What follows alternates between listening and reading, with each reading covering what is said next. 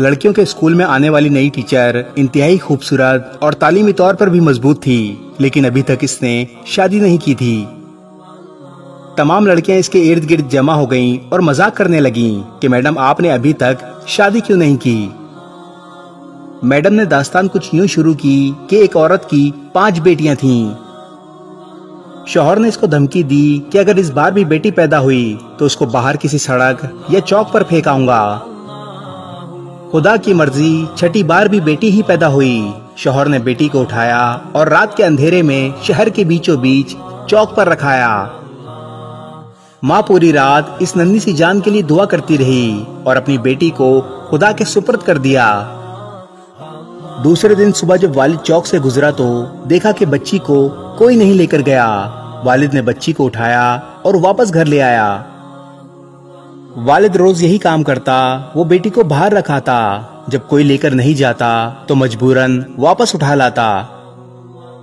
यहाँ तक कि इसका बाप थक गया और खुदा की मर्जी पर राजी हो गया।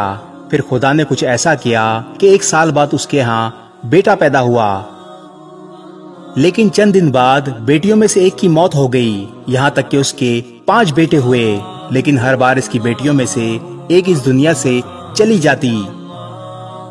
सिर्फ एक ही बेटी जिंदा बची और वो वही बेटी थी जिससे वो बाप जान छुड़ाना चाहता था और रात को चौक पर रखाता था।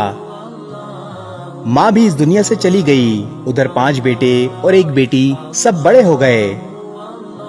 टीचर ने कहा, पता है जो बेटी जिंदा रही वो कौन है? वो मैं हूँ। और मैंने अभी तक शादी इसलिए नहीं की क्योंकि मेरे वालिद इतने बूढ़े हो गए हैं कि वो अपने हाथ से खाना भी नहीं खा सकते। कोई दूसरा नहीं जो इनकी खिदमत करे, बस मैं ही इनकी खिदमत करती हूँ। और 5 बेटे कभी कभार आकर बाप का हाल चाल पूछ लेते हैं।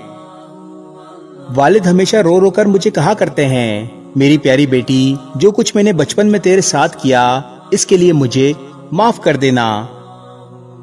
मैंने बेटी की बाप से मोहब्बत के बारे में एक किस्सा पढ़ा था कि एक बाप बेटे के साथ फुटबॉल खेल रहा था और बेटे का हौसला बढ़ाने के लिए जानबूझकर हार रहा था। दूर बैठी बेटी बाप की शिकस्त बर्दाश्त ना कर सकी।